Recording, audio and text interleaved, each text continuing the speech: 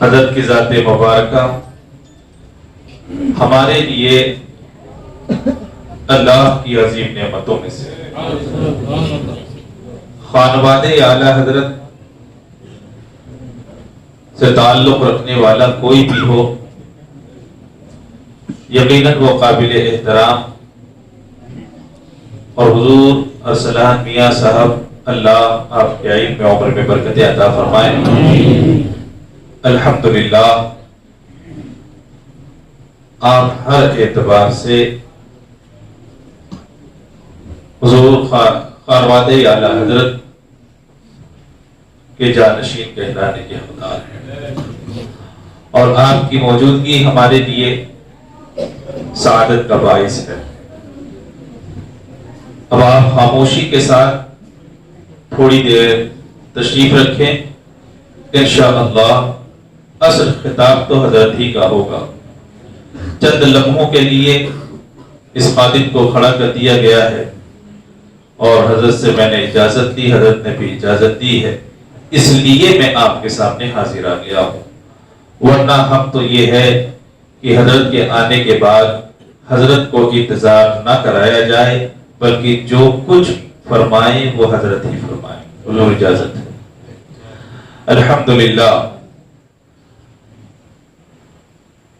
الحمدللہ وکفا والصلاة والسلام علی محمد المصطفیٰ وعلى آلہ واصحابہ اولی الصدق والصفاء، اما بعد فاعوذ باللہ من الشیطان الرجیم، بسم اللہ الرحمن الرحیم۔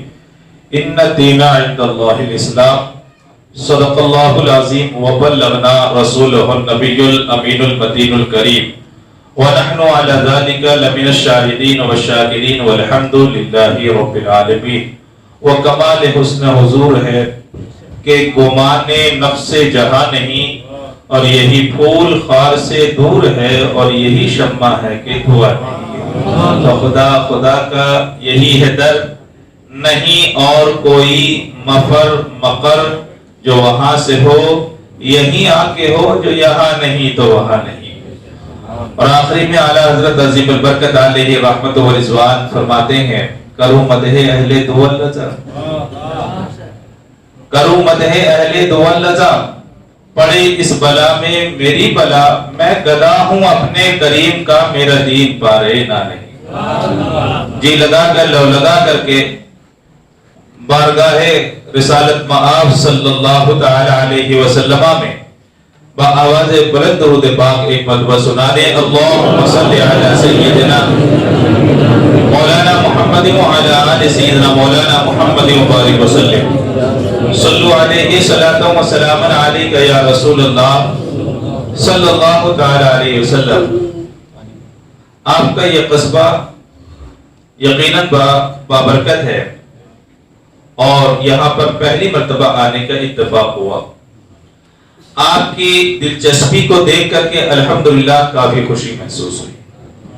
آپ کا یہ جلسہ میلاد النبی صلی اللہ تعالی علیہ وسلم کے نام سے بھی ہے، اور غوث پاک رضی اللہ تعالی عنہ کی طرف بھی یہ منسوب ہے۔ آپ کی زندگی کا اصل مقصد، ہماری زندگی کا اصل مقصد کیا ہے؟ نبی پاک صلی اللہ تعالی علیہ وسلم کا جو مشن ہے اس کو آگے بڑھانا، غوث پاک رضی اللہ تعالی عنہ کا جو مشن ہے اسے آگے بڑھانا۔ ایک بات یاد رکھیں، ہر نبی کا زمانہ شروع ہوا ختم ہوا، میرے پیغمبر کا زمانہ کل بھی تھا، آج بھی ہے اور ہمیشہ رہے گا۔ ہر ولی کا بھی زمانہ شروع ہوا، وہ جب تک رہے اس وقت تک رہا اور ختم ہوا۔ غوث پاک کا زمانہ شروع ہوا تو ایسا شروع ہوا تا قیام قیامت آپ ہی کا زمانہ مانا جائے گا۔ اصل معاملہ تعلیم اور تربیت کا ہے۔ کوئی بھی دنیا کی قوم جو زندہ رہا کرتی ہے وہ تعلیم اور تربیت ہی کی بنیاد پر زندہ رہا کرتی ہے۔ ہمارے مذہب میں آپ دیکھ لیں کہ چاہے وہ مدرسہ ہو یا مسجد ہو، اس کی بڑی اہمیت ہے۔ اسی لیے آج ساری دنیا چلاتی ہوئی نظر آ رہی ہے، خاص طور سے آپ کی حکومت یہ کہتی ہوئی نظر آ رہی ہے کہ وقت کے معاملات کو ختم کیا جائے. سوال یہ ہے کہ آخر انہی چیزوں کو کیوں ختم کیا جا رہا ہے؟ تو آپ اپنے ذہن میں اچھی طرح سے بیٹھا لیں، چاہے وہ مسجد ہو چاہے وہ مدرسہ ہو، تعلیم دی جاتی ہے تو اللہ اور اس کے رسول ہی کی تعلیم دی جاتی ہے. تعلیم اگر دی جاتی ہے تو اللہ اور اس کے رسول ہی کی تعلیم دی جاتی ہے. مدرسہ کتنا بھی خستہ حال کیوں نہ ہو، چٹائی ٹوٹی پھٹی ہی کیوں نہ ہو، لیکن جو بچہ اس پر پڑھ کر کے یاد کرتا ہے وہ کلام الہی کو ہی یاد کرتا ہے. ہم ہمیشہ باقی نہیں رہیں گے، لیکن یہ تعلیمات ہمیشہ باقی رہے گی. اس مسجد میں امام ہو خطیب ہو جو بھی ہو، جو تیار کیے جاتے ہیں وہ مدارس ہی میں تیار کیے جاتے ہیں. مدارس اور مساجد یہ ہماری ریڑھ کی ہڈیاں ہیں، اور اسی وجہ سے آج دنیا کی نظر ہمارے اوپر ہے کہ ان چیزوں کو ختم کیا جائے تاکہ مسلمانوں سے ان کی روح کو چھین لیا جائے. ایسا کبھی نہیں ہوگا، لیکن اتنا یاد رکھو کہ ہم بھی اس کے ذمہ دار ہیں. آج زمانہ جو ہماری ملکیت پر نظر اٹھا کر کے دیکھ رہا ہے وہ اس لیے دیکھ رہا ہے کیونکہ آج ہم اس کی حفاظت نہیں کر سکے ہیں. دیکھیں میں بتاؤں، وقت کے معاملات کو کتنا نازک بنا دیا گیا. حالانکہ یہ جتنے علماء یہ سب مجھ سے زیادہ، میں تو خیر پڑھائی لکھا نہیں ہوں، یہ سب مجھ سے زیادہ پڑھے لکھے ہیں، سب اپنی جگہ پر الحمدللہ چاند ہے سورج ہے. ان سے پوچھیں آپ کو بتائیں گے وقت کون کر سکتا ہے، وقت کسے کہا جاتا ہے. آج میلاد کی محفل میں آپ کو وقت اس لیے سمجھا رہا ہوں، یہ بھی میلاد کا ایک حصہ ہے. نبی پاک صلی اللہ تعالی علیہ وسلم کے جہاں فضائل بیان کیے جائیں گے، مناقب بیان کیے جائیں گے، وہی تعلیمات کو عام کرنا بھی ایک میلاد کا حصہ ہے. یاد رکھیں، آج اس بات کو بھلا دیا گیا کہ ایک مرتبہ کوئی شے اللہ اور اس کے رسول کے نام پر وقف ہو جایا کرتی ہے تو خود وقف کرنے والا بھی اس کا مالک نہیں ہوا کرتا، خود وقف کرنے والا بھی اس کا مالک نہیں ہوا کرتا. اب وہ اس میں ترمیم کرنا چاہے، تنصیب کرنا چاہے، کر نہیں سکتا. ہمارے یہاں اسلام میں وقف کی ایک اپنی بنیاد ہے، ایک وقف کا اپنا قانون ہے، ایک دستور ہے، اور پھر اس دستور کے لحاظ سے مسلمان وقف کرتا آ رہا ہے. دوسری قوموں میں یہ باتیں کم پائی جاتی ہیں، نہیں پائی جاتی میں نہیں بولتا، لیکن اتنا ضرور ہے کہ کم پائی جاتی ہے. ہمارے یہاں لینا کم دینا زیادہ سکھایا جاتا ہے، لینا کم دینا زیادہ سکھایا جاتا ہے. یہ بتاؤ، مال زیادہ ہوا، آپ کمائے، آپ نے محنت کیا، آپ نے مال دولت کو جمع کیا، محنت آپ کی تھی، لیکن جب ایک مال ایک نصاب تک پہنچ گیا حکم ہوا کہ نہیں اب آپ کو ایک سال میں اس کی زکات ادا کرنی ہے، ایک سال میں اس کی زکات ادا کرنی ہے. یعنی اب آپ کو دینا ہے، اب آپ کو دینا ہے. جب تک آپ آزاد تھے تب تک آپ آزاد تھے، لیکن نکاح کیا تو حکم ہوا کہ اب آپ کو زندگی بھر اس کو کھلانا ہے، اب اس کو کھلانا ہے. جب تک اولاد نہیں تھی تو حکم ہوا کہ کچھ نہیں کرنا، لیکن اولاد ہو گئی تو اب حکم ہوا اسے بھی پالنا ہے، اس کی بھی پرورش کرنی ہے اور اس کی بھی دیکھ بھال کرنی ہے. ہمارے یہاں دینے کا جذبہ سکھایا جاتا ہے، انسانیت سکھائی جاتی ہے. نتیجہ یہ ہوتا ہے کہ جب ہم کو یہ بات بتائی جاتی ہے کہ دنیا یہ عارضی ہے، ختم ہونے والی ہے، تو اس کے بعد مسلمان کو احساس ہوتا ہے کہ یقیناً یہ دنیا عارضی ہے اور آخرت کا جو مقام ہے وہ سب سے اعلیٰ ہے، وہی باقی رہنے والا ہے. لہذا آخرت کا بھی جس طرح سے وہ دنیا میں ذخیرہ کیا کرتا ہے اسی طرح سے آخرت میں بھی ذخیرہ کرنے کی کوشش کیا کرتا ہے. یہ وقت اس کی ایک مثال ہے، یہ وقت اس کی ایک مثال ہے. آج ضرورت اسی بات کی ہے.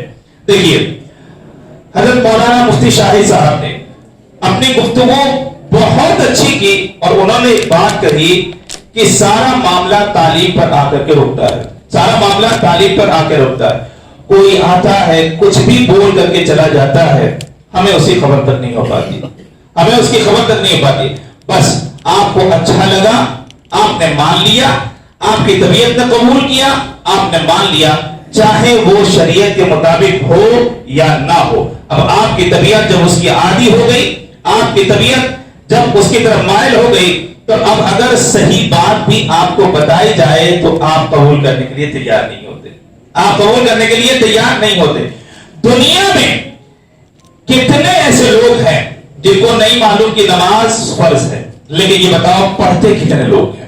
پڑھتے کتنے لوگ ہیں؟ یہ صحیح ہے کہ ہم بھیڑ اکٹھا کر لیتے ہیں، لیکن اس سے زیادہ بھیڑ کب ہونی چاہیے؟ کہاں 5 وقتہ نماز تو ہونی چاہیے، وہ فرض ہے۔ اللہ کی بارگاہ میں اللہ کی پیدا کی ہوئی پیشانی کو جھکانا، اسی کا نام انسانیت ہے، اسی کا نام انسانیت ہے۔ تو مسلمانوں، تعلیمات اسلام سے وابستہ ہونا، آشنا ہونا، خود بھی پڑھنا، پڑھانا اور دوسروں تک پہنچانا، یہ ہمارے ذمہ فرض ہے۔ آخر کیا وجہ ہے کہ نبی پاک صلی اللہ تعالی علیہ وسلم نے ارشاد فرمایا طلب العلم فریضۃ علی کل مسلم والمسلمہ، ہر مسلمان مرد عورت پر تعلیم حاصل کرنا فرض ہے۔ کیوں فرمایا؟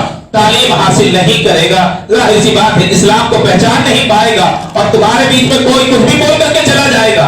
آج ایک بازار گرم ہے حضور یہاں پر، آج پورے یہاں پر نہیں، پورے ہندوستان، پوری دنیا میں بازار گرم ہے۔ بتاؤ کہ رسول پاک صلی اللہ تعالی علیہ وسلم کی محبت کے نام پر تمہیں زہر پلایا جا رہا ہے کہ نہیں پلایا جا رہا؟ صحابہ کو گالیاں دینا سکھایا جا رہا ہے کہ نہیں سکھایا جا رہا؟ سب کو سکھایا جا رہا۔ سوال یہ ہے کہ آپ کی طبیعت اسے دوبارہ کیسے کرتی ہے؟ سوال یہ ہے کہ ہماری طبیعت اسے قبول کیسے کرتی ہے؟ جناب اگر آپ پڑھے لکھے ہوتے تو قرآن کریم کا یہ حکم بھی آپ کے سامنے ہوتا، رضی اللہ عنہ ورضوا عنہ، یہ اللہ ان سے راضی ہے، یہ اللہ سے راضی ہے، تو اللہ ان سے راضی ہے، تو آپ کون ہوتے ان سے ناراض ہونے والے؟ پڑھے تو ہوتے، جانے تو ہوتے، لیکن آج کچھ بھی پتہ ہی نہیں ہے، آج کچھ بھی پتہ ہی نہیں ہے۔ مسلمانوں، ایسا دین نہیں چلے گا۔ نبی پاک صلی اللہ تعالی علیہ وسلم پر پہلی آیت کریمہ جو نازل کی گئی ہے، وہ نازل کی گئی اقرا، پڑھیے آپ۔ افسوس کی بات ہے امت مسلمہ پر جو قرآن پاک کی پہلی آیت نازل ہوئی اقرا پڑھیے، آج اسی پڑھائی سے ہماری قوم دور ہے، آج اسی پڑھائی سے ہماری قوم دور ہے۔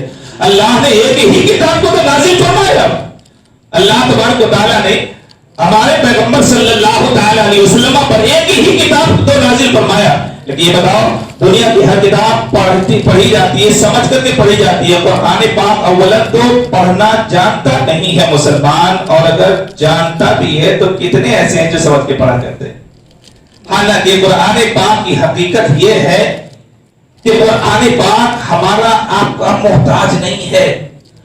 آپ پڑھو نہ پڑھو، قرآن باقی تھا، باقی ہے، باقی ہی رہے گا، کلام الہی ہے، وہ کسی کا محتاج نہیں ہے۔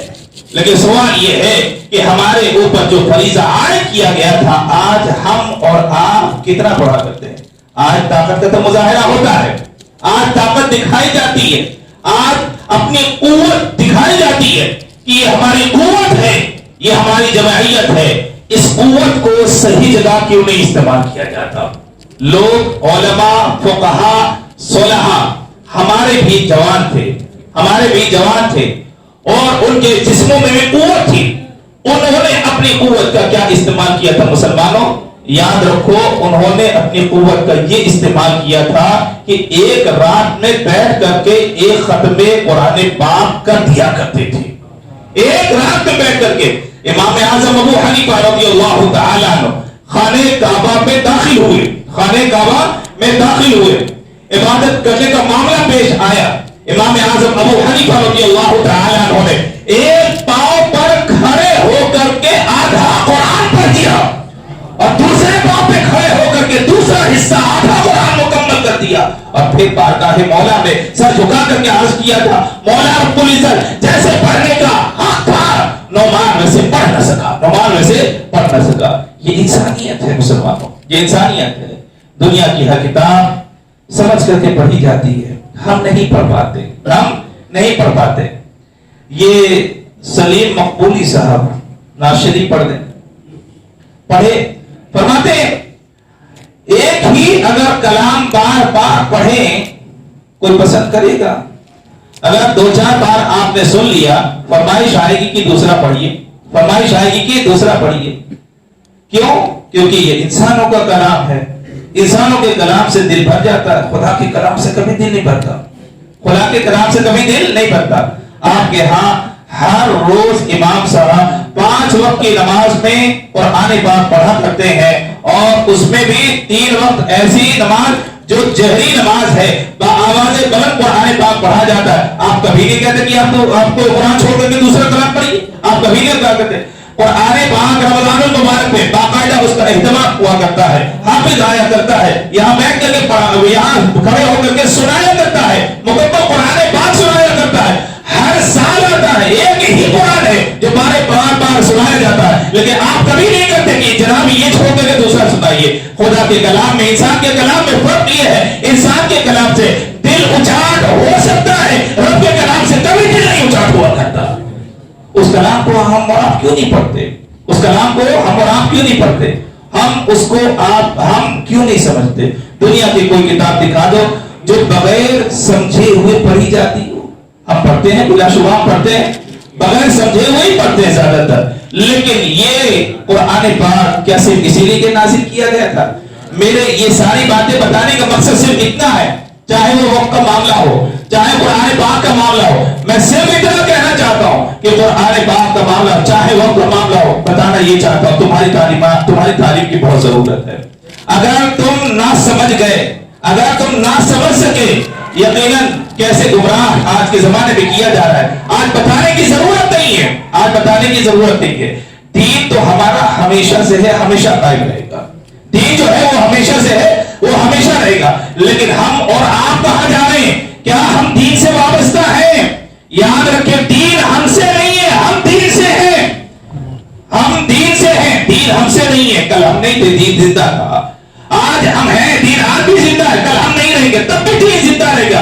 अल्लाह दीन का मुहाफिज है, अल्लाह अपने दीन की हिफाजत फरमा लेगा। लेकिन सवाल ये है कि हम और आप जब इसी दुनिया में जिंदा है तो हमारी जिम्मेदारियां क्या है? हम उन जिम्मेदारियों को कहां तक पूरा कर रहे हैं? हम उन जिम्मेदारियों को कहां तक पूरा कर रहे हैं? आज जश्न गौसे आजम आप मनाने बैठे हैं ना, किसी को इसमें शुबहा है कि हजरत गौसे पाक रज़ियल्लाहु तआला अन्हु मादर जात वली, बल्कि आपका मामला तो यह है कि अभी शिकमे मातर में भी नहीं आए और बरगुज़ीदा औलिया ने आपके वली बल्कि सरदारे औलिया होने की बशारत दी। किसी को शुबहा है? अभी मां के बदन में नहीं आए, अभी वो पैदा नहीं हुए, जमीन पर कदम नहीं रखा, औलिया अल्लाह ने गवाही दी कि एक ऐसा भी बच्चा पैदा होगा जो बाकायदा तौर पर ऐलान करेगा, कदमी हाथी आला रग़बत कुल्ली वलिय्यिल्लाह, मेरा ये कदम तमाम औलिया के सर पर होगा। ये तो कहा गया कि नहीं कहा गया? पैदा हुए तो वली बना करके पैदा किए गए, लेकिन क्या जरूरत थी कि वो बगदाद जाके तालीम हासिल करते? क्या जरूरत थी? जब पैदाइशी वली थे तो क्या जरूरत थी? क्या जरूरत थी आपकी वालिदा को कि चंद दिरहम को सिल करके इरशाद फरमाती, जा रहे हो तो जाओ, लेकिन बेटा कभी झूठ ना बोलना, बेटा कभी झूठ ना बोलना। मुसलमानों, ये समझने की बातें हैं, सिर्फ बयान करने की बातें नहीं है। झूठ ना बोलना, सारी बुराइयों की जड़ तो झूठी है। पहले इंसान कभी कभी झूठ बोलता था, आज इंसान कभी कभी सच बोला करता है। पहले झूठ बोलते हुए घबराता था, आज सच बोलते हुए घबरा रहा है। पहले झूठ बोलते हुए उसके पेशानी पे पसीना आ जाया करता था, आज सच बोलने में उसकी पेशानी पे पसीना आ जाया करता। कहां ले गई आपकी दुनिया? जो रात थी उसे दिन बना दिया गया, जो दिन था उसे रात बना दिया गया। अरे आप ऐसे में रह कैसे सकते हैं? याद रखें, ये जमीन खुदा की है और इस जमीन पर अगर हुक्म चलेगा तो खुदा ही का हुक्म चलेगा, इंसानों का, हमारा और आपका हुक्म नहीं चलेगा, हमारा और आपका हुक्म नहीं चलेगा। तो मुसलमानों, बताने का मतलब ये जिम्मेदारियों को महसूस करना, जिम्मेदारियों को महसूस करना। क्या इंसान सिर्फ इसी के लिए पैदा किया, खाए पिए घूमे और खास तौर से मोबाइलों में रहे? क्या इंसान इसी के लिए पैदा किया गया? क्या इंसान, हमारी जिम्मेदारियां यही है? जी नहीं जनाब, हमें जिम्मेदार बना करके दुनिया में भेजा गया है। रसूल पाक सल्लल्लाहु अलैहि वसल्लम ने इरशाद फरमाया, कुल्लुकुम राई व कुल्लुकुम मसऊलन अन रइयतिहा, हर एक तुम में जिम्मेदार है और हर एक की जिम्मेदारी के बाद सवाल होगा, यकीनन होगा, सवाल उसे होगा। जिम्मेदार बना करके पैदा किए गए, हमारी जिम्मेदारियों में से है। अभी हजरत मौलाना मुफ्ती शाही साहब ने कितनी अच्छी तस्वीर खींची थी, कितनी अच्छी बातें बताई थी। वो कौन सी बुराई थी जो मक्के में नहीं पाई जाती थी? लोग झूठ बोलते थे, लोग धोखा देते थे, लोग जुल्म किया करते थे, दूसरों का माल मार करके खा जाया करते थे, काफिले के माल को लूट लेना फख्र समझाया जाता था, गुनाह करना ये फख्र की बात हुआ करती थी। एक आदमी अगर गुनाह करके आता था तो बड़े फख्र से बयान किया करता था, और कौम भी बहुत फख्र से सुना करती थी कि उसने ऐसा कर दिया, उसने ऐसा कर दिया था। ये बताओ, पैगंबर आसमान से नाजिल नहीं किए गए थे, उन्हीं लोगों के बीच में रहने वाले थे, उन्हीं लोगों के बीच में रहने वाले थे। इनके खुदाओं का, इनके आकाओं का हाल ये था कि एक कबीला दूसरे कबीले के खुदा को भी नहीं बर्दाश्त करता था। तेरा अलग मेरा अलग, तेरा अलग मेरा अलग, उस कबीले का अलग मेरा अलग, मक्के वालों का अलग, बाहर वालों का अलग, हर कबीले का अलग अलग, हर कबीले का अलग। 360 फुट तो खुद खाने काबा में मौजूद थे, खुद खाने काबा में मौजूद थे। इतने बुतों के बीच से जो ऐलान किया गया था वो ला इलाहा इल्लल्लाह का ऐलान किया गया था, ला इलाहा इल्लल्लाह का ऐलान किया गया था। अल्लाह के अलावा कोई माबूद नहीं। अब मुझे एक बात बताओ, आप बोला करते हो हजरत हमारे यहाँ माहौल ऐसा हो गया, माहौल क्या उस वक्त ना था? जिस जमाने में 360 बुखाने काबा के अंदर मौजूद थे, या उस जमाने में माहौल नहीं था? याद रखो, मदरसा कितना भी खस्ता हाल क्यों ना हो, चटाई टूटी फटी ही क्यों ना हो, लेकिन जो बच्चा उस पर पढ़ करके याद करता है वो कलामे इलाही को ही याद करता है। आप हम हमेशा बाकी नहीं रहेंगे, लेकिन ये तालीमात हमेशा बाकी रहेगी। इस मस्जिद में इमाम हो, खतीब हो, जो भी हो, जो तैयार किए जाते हैं वो मदारिसी में तैयार किए जाते हैं। मदारिस और मसाजिद ये हमारी रीढ़ की हड्डियां हैं, और इसी वजह से आज दुनिया की नजर हमारे ऊपर है कि इन चीजों को खत्म किया जाए ताकि मुसलमानों से उनकी रूह को छीन लिया जाए। ऐसा कभी नहीं होगा, लेकिन इतना याद रखो कि जिम्मेदार हैं। आज जमाना जो हमारी मिल्कियत पर नजर उठा करके देख रहा है, वो इसलिए देख रहा है क्योंकि आज हम उसकी हिफाजत नहीं कर सके हैं।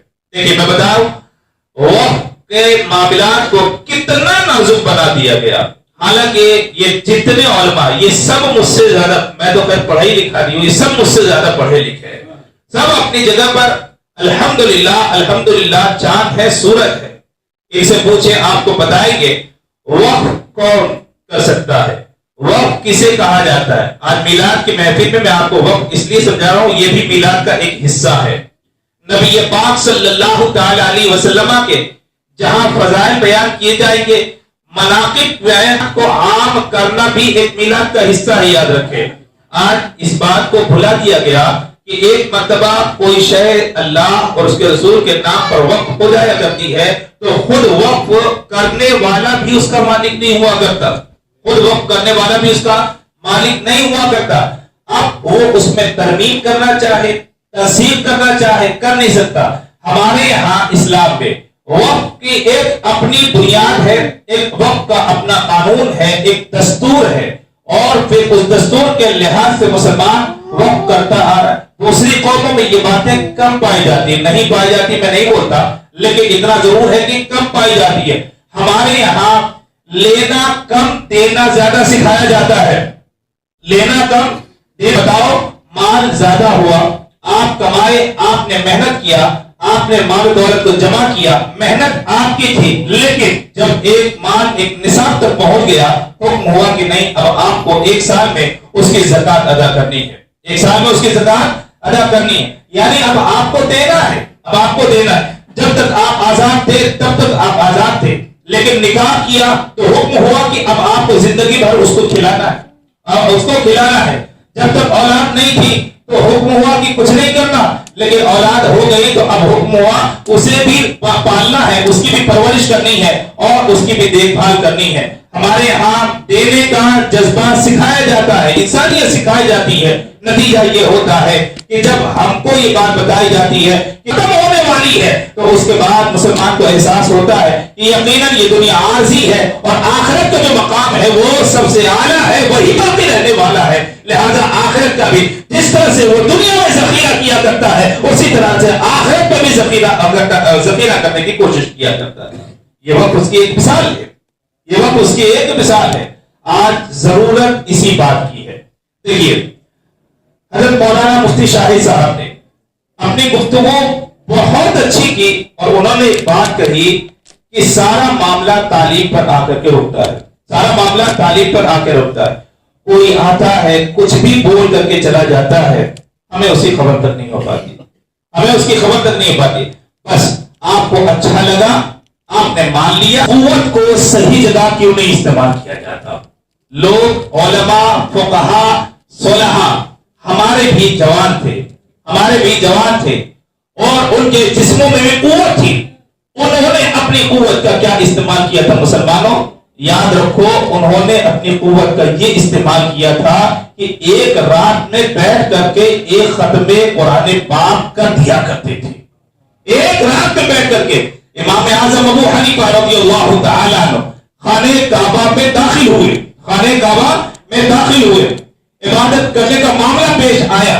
امام اعظم ابو حنیفہ رضی اللہ تعالیٰ عنہ نے ایک پاؤں پر کھڑے ہو کر کے آدھا قرآن پڑھ دیا اور دوسرے پاؤں پہ کھڑے ہو کر کے دوسرا حصہ آدھا پڑھتا ہے. مولا نے سر جھکا کر کے عرض کیا تھا مولا رب العزت جیسے پڑھنے کا حق تھا نعمان ویسے پڑھ نہ سکا، نعمان ویسے پڑھ نہ سکا. یہ انسانیت ہے مسلمانوں، یہ انسانیت ہے. دنیا کی ہر کتاب سمجھ کر کے پڑھی جاتی ہے، ہم نہیں پڑھ پاتے، ہم نہیں پڑھ پاتے. یہ سلیم مقبولی صاحب ناشری پڑھ